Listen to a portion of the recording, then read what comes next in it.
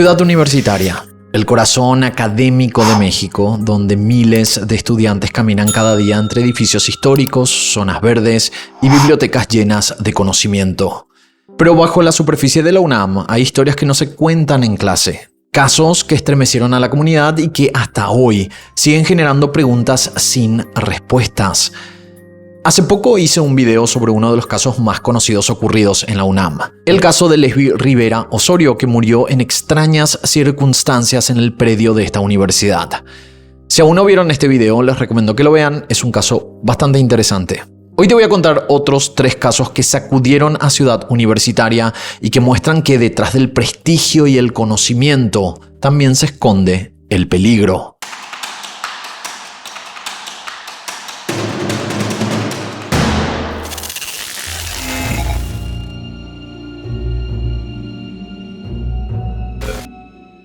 Luis Roberto Malagón de Gaona era un estudiante ejemplar de la Facultad de Derecho de la UNAM. Tenía 20 años y estaba en 5º semestre de la carrera. Era entusiasta, comprometido, con metas claras. Él quería ser abogado penalista. Luis no tenía antecedentes de enfermedades ni problemas emocionales. Según sus compañeros, era un joven tranquilo y motivado con una vida por delante. El 18 de agosto de 2017, alrededor de las 14 horas, desapareció en Ciudad Universitaria. Horas más tarde fue hallado dentro de un pozo de absorción ubicado entre las facultades de Medicina y Odontología. Según testigos, intentaba salir, movía los brazos desesperadamente, pero no lo logró. Fue trasladado a la Clínica 8 del Instituto Mexicano del Seguro Social, la IMSS, donde permaneció en coma 5 días y murió el 23 de agosto a las 5:30 de la tarde. La necropsia indicó muerte por ahogamiento, con edema cerebral y pulmonar. Pero el estado de su cuerpo despertó sospechas. Tenía moretones en los brazos y rostro, quemaduras en la espalda y lesiones que no se explicaban con una caída accidental. Para su familia fue claro desde el primer momento. A Luis Roberto lo agredieron antes de que cayera al pozo. La madre de Luis, llamada María Victoria de Gaona, denunció que le negaron el acceso a las videograbaciones de las cámaras de seguridad del campus donde sucedió el hecho. Solamente le entregaron algunos videos donde se veía que él estaba sano y caminaba normal, también saludando a sus compañeros. Los videos abarcan algunas horas de la mañana hasta la 1:30 de la tarde. Todo lo que correspondía a la tarde de ese día no fue entregado a la madre. Lo único que llegaron a ver fueron imágenes donde se lo veía muy lejos. La ambulancia había llegado cerca de las 7:30 de la tarde y Luis ya estaba en la banqueta. Fue el personal de la Facultad de Medicina quienes lograron sacarlo del agua y le realizaron maniobras de RCP. Pero meses después se darían cuenta a través del expediente que los paramédicos universitarios, cuando llegaron a la Clínica 8, explicaron al personal de emergencias del Seguro Social que a Luis le dio un ataque epiléptico, pero nunca informaron sobre el ahogamiento. También omitieron que fue rescatado del agua por personas de la universidad, cuya presencia justificaron como curiosos. Imagínense que por esa omisión de datos, esto derivó a un mal manejo en el tratamiento de Luis Roberto, porque a partir de esto los médicos lo trataron como un cuadro neurológico. Es decir, que le suministraron medicamentos para tratar los ataques relacionados con problemas epilépticos y no para el edema pulmonar que presentaba. Gracias a la autopsia que los padres pidieron que se realizara al cuerpo de su hijo, pudieron constatar que tenía golpes que no correspondían a una caída o accidente. La versión oficial insinuaba una crisis convulsiva o incluso una autoeliminación, pero jamás se presentaron pruebas clínicas de epilepsia ni informes psiquiátricos previos. Él presenta lesiones por golpes en la boca y una lesión en la espalda que pues es característica de quemaduras. Inclusive la madre de la víctima afirmó que las autoridades de la UNAM le dijeron que su hijo se sumergió de manera voluntaria en el agua. Ella mencionó que un funcionario de asuntos jurídicos de la UNAM le dijo textualmente: «Señora, no busque culpables, aquí no hay. Al parecer su hijo se quitó la vida». Debe de estar contenta, señora, feliz, tranquila, porque su hijo no tomaba, no fumaba, tuvo una muerte natural. Así me dijo. Recuerdan que les decía al comienzo que Luis no tenía ningún problema de salud y estaba bien emocionalmente, pero según sus conocidos, él no estaba deprimido para autoeliminarse. Era un joven que quería salir adelante, terminar su carrera y no tenía este tipo de pensamientos. Con el apoyo de activistas y abogados, la familia de Luis Roberto consiguió a finales de febrero de 2018 un amparo judicial. Esta resolución del juez obligó a la entonces Procuraduría General de Justicia de la Ciudad de México a desahogar todas las diligencias pendientes y a que el caso fuera investigado por la Unidad de Homicidios, o lo que implicaba un reconocimiento implícito. No se trataba de un accidente. Sin embargo, a pesar de este importante avance legal, la investigación no ha logrado un progreso significativo. Hasta el día de hoy, no hay detenidos, ni peritajes completos que esclarezcan los hechos, ni se ha realizado una revisión exhaustiva de todos los videos de seguridad. La defensa legal denunció una serie de irregularidades graves: ocultamiento de evidencia, omisión en los peritajes y negligencia por parte del Ministerio Público. El abogado defensor de derechos humanos declaró en 2018 que el caso refleja las fallas estructurales en la fiscalía y la complicidad institucional, porque todo apunta a que hubo encubrimiento. La comunidad universitaria ha exigido una y otra vez transparencia, pero se han enfrentado a un muro. Varias protestas en Ciudad Universitaria, organizadas por colectivos estudiantiles, han señalado que el caso Malagón no es aislado. Responde a un patrón de impunidad que se repite cada vez que ocurre un hecho violento dentro del campus. Se puede ver por muchos hechos ocurridos que dentro de CU se obstaculiza sistemáticamente el acceso a la verdad en estos casos. La falta de protocolos claros, la nula vigilancia en ciertas áreas y la negativa a entregar videos de seguridad son síntomas de un problema más profundo. Hoy, casi 8 años después, el caso sigue sin resolución. El pozo donde fue encontrado sigue en el mismo lugar, el expediente continúa abierto pero sin avances, y para su familia cada día que pasa es una herida que no cierra. Luis Roberto Malagón fue mucho más que un estudiante, se convirtió en símbolo de una lucha contra la indiferencia y el silencio.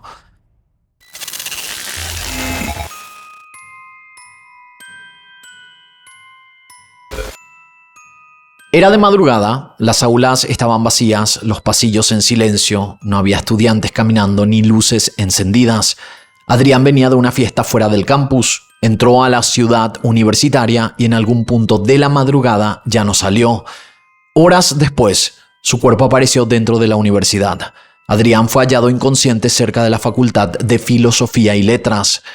Su nombre era Adrián Clara Chagoya, tenía 19 años, cursaba el segundo semestre de Geografía en la Facultad de Filosofía y Letras, soñaba con recorrer el país, entender sus paisajes, dibujar mapas, trazar caminos, pero el último territorio que tuvo que enfrentar fue el de su propia muerte.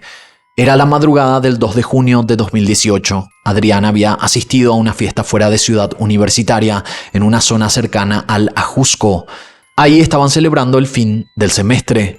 Luego de la fiesta, Adrián y 2 amigos se trasladaron en auto y fueron dejados cerca de la estación de metro Copilco, con la intención de quedarse con un amigo, pero este no estaba. Entonces decidieron resguardarse dentro de Ciudad Universitaria y caminaron hacia la Facultad de Filosofía. Según lo que dijeron los abogados de la UNAM, al encontrar cerradas las instalaciones, se dirigieron a un pasillo al lado del edificio donde Adrián intentó subirse a un salón para quizás descansar o evitar ser vistos. Pero fue al intentar treparse por un árbol cuando las ramas se rompieron y Adrián cayó y sufrió las heridas fatales, pero aún tenía signos vitales. Fue trasladado al hospital donde perdería la vida antes de ingresar. Su muerte fue a causa de una caída, esa fue la versión de las autoridades de la universidad. La realidad es que no sabemos qué pudo haber pasado en ese momento con Adrián. Quizás intentó trepar un árbol para esconderse de alguien o habría sido víctima de una pelea, pero realmente no se sabe. Lo que sí sabemos, según las autoridades, es que él supuestamente cayó, que las ramas no soportaron su peso y que se golpeó. Ese fue el comunicado oficial dado un día después por la UNAM, pero el rostro de Adrián no concordaba con esta historia. Esa noche Adrián Clara no estaba solo, estaba con 2 compañeros de la licenciatura. Estos jóvenes declararon que Adrián se cayó mientras intentaba esconderse en el techo de la facultad, aparentemente para evitar a vigilantes, y que tras la caída ellos fueron los que llamaron a la ambulancia. Pero los padres de la víctima dijeron que tenían dudas sobre esa versión. Era poco creíble. Según una entrevista realizada al padre de Adrián, él menciona que estos chicos titubeaban y estaban muy nerviosos al contar qué había pasado, y que podrían existir contradicciones o falta de claridad en sus testimonios. No la creo porque los dos chicos que nos dan su versión pues titubean y estaban muy nerviosos, que aparentemente pues parece que existe un chico más. El cuerpo de mi hijo yo lo encuentro pues en una forma un poco mal estado, como si hubiese sido golpeado. Su familia no llegó a verlo con vida. Lo encontraron con golpes en la frente, la nariz y la boca, con heridas que no explicaban una caída de apenas 3 metros. Tenía moretones en la sien, hemorragias y un silencio demasiado apresurado alrededor de todo. Según un perito que revisó el cuerpo, Adrián había sido asesinado. Su cuerpo presentaba orificios en la piel a la altura de la sien derecha y en la frente, marcas de golpes en uno de sus ojos y en la nariz a la altura del tabique. Igualmente, la UNAM declaró que lamentaba el fallecimiento, que se solidarizaba, que ofrecería apoyo legal, pero también que el joven se había caído solo. Eso lo repitieron los funcionarios y los directivos, pero no los padres. El tío de Adrián exigió públicamente al rector y a las autoridades de la facultad una versión verídica y sustentada por los hechos, criticando que la seguridad en Ciudad Universitaria era débil mientras la institución intentaba limpiarse las manos tras la tragedia. Los padres de Adrián nunca creyeron la versión oficial. No les cerraba, no podían ni querían imaginar a su hijo trepando un árbol a medianoche, solo para después caer como si nada. Ellos vieron su rostro, vieron los moretones, la sangre seca, las marcas que no dejan las ramas, sino los golpes. Lo dijeron en voz alta, con ese temblor que solo tiene quien ama. A Adrián lo golpearon. No fue un accidente, fue una agresión y alguien quiere que parezca otra cosa. Lo que empezó como una historia de mala suerte, de esas que nadie cuestiona, de pronto tomó otro tono. Uno más oscuro, más denso, un posible crimen, uno que aún espera justicia. Gracias a los padres, el Ministerio Público abrió una carpeta de investigación por el delito de homicidio culposo, un término que suena técnico pero que no compromete a nadie. La familia pidió peritajes, testigos, grabaciones, pero no hubo nada, ni una cámara, ni una reconstrucción seria, solo documentos cerrados con fecha y firma. Los compañeros de Adrián hicieron lo único que les quedaba: recordarlo. En la Facultad de Filosofía y Letras, donde estudiaba, levantaron un altar con fotos, flores, veladoras, un espacio pequeño, pero cargado de todo lo que sentían.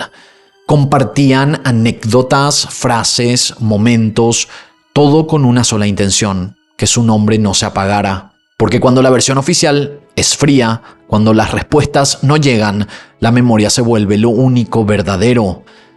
Los compañeros también dijeron que no era justo, que no se sentían seguros, que Ciudad Universitaria, ese espacio de libertad, se estaba convirtiendo en tierra de nadie. Y mientras tanto, la universidad cayó, como ha callado tantas veces.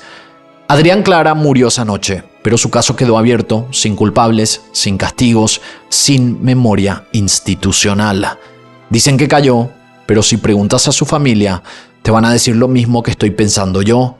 A Adrián no lo mató el árbol, lo mató la impunidad y el silencio.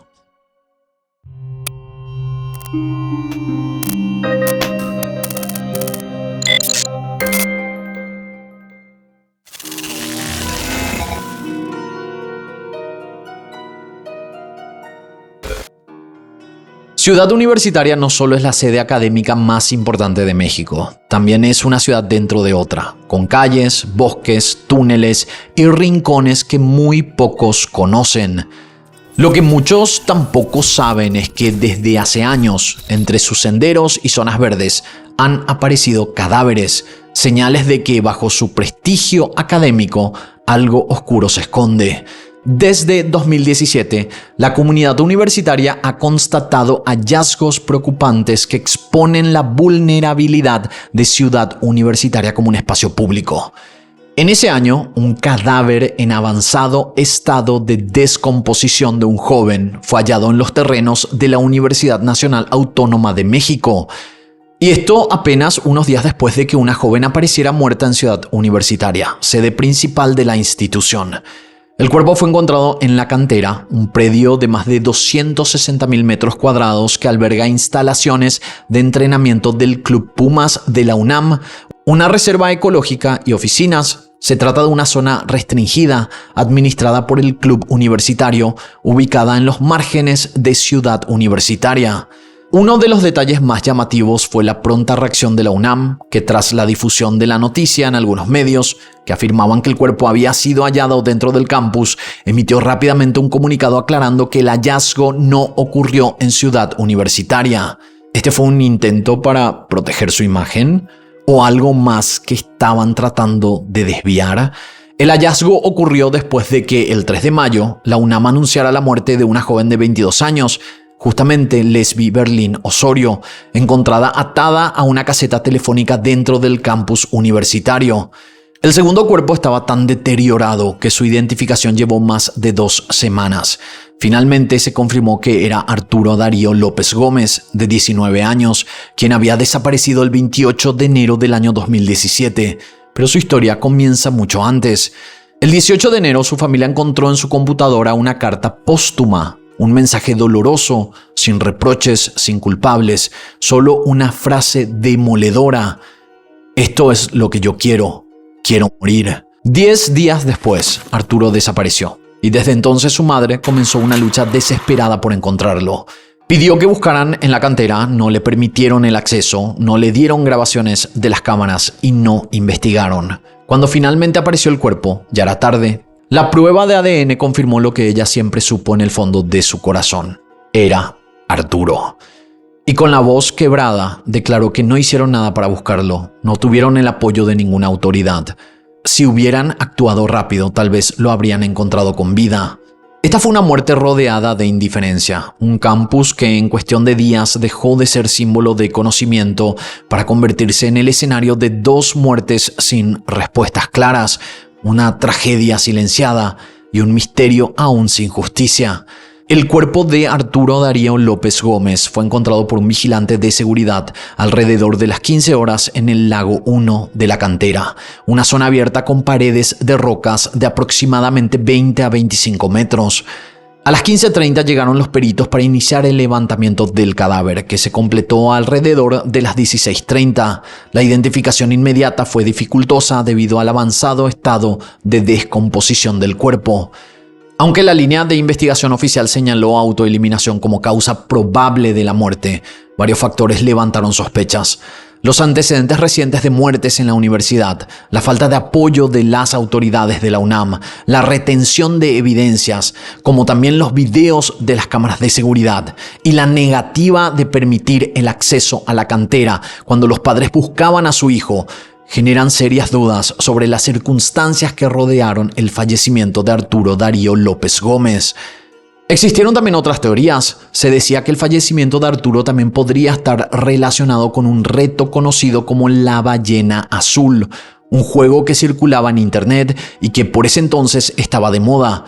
Este juego presionaba a los jóvenes a cumplir desafíos peligrosos que podían poner en riesgo su vida. Su mamá explicó que Arturo, de 19 años, había mostrado cambios en su conducta. Pasaba mucho tiempo viendo películas de terror y se hacía quemaduras en la palma de la mano con un comal de hierro caliente.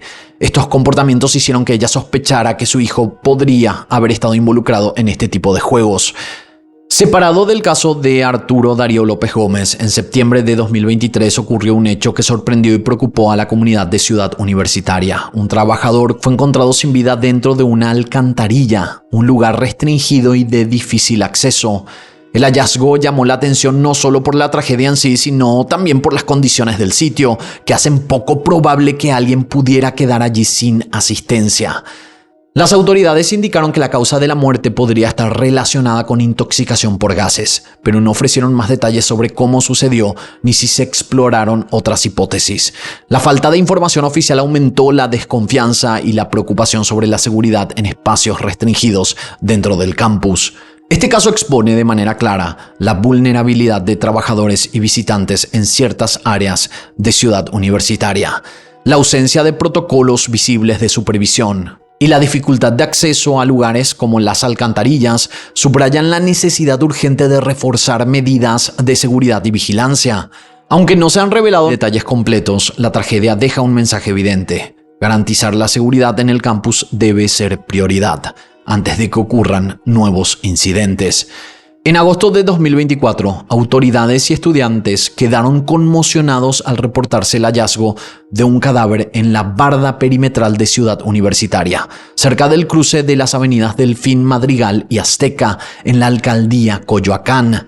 Según los primeros informes, se trataba de un hombre de alrededor de 30 años, cuyo cuerpo se encontraba en estado de descomposición posado sobre las escarpadas bardas de piedra volcánica de difícil acceso que delimitan el campus universitario. Al lugar acudieron bomberos y personal de protección civil de la UNAM, aunque no contaban con el equipamiento necesario para el rescate. Por ello, solicitaron apoyo a las autoridades de la Ciudad de México para bajar los restos humanos. Lo más preocupante de este caso es que no se ha revelado su identidad. No se sabe cómo llegó hasta ahí ni qué circunstancias rodeaban a su muerte, y que ni siquiera la UNAM ni la Fiscalía hubieran dado mayores detalles hasta la fecha.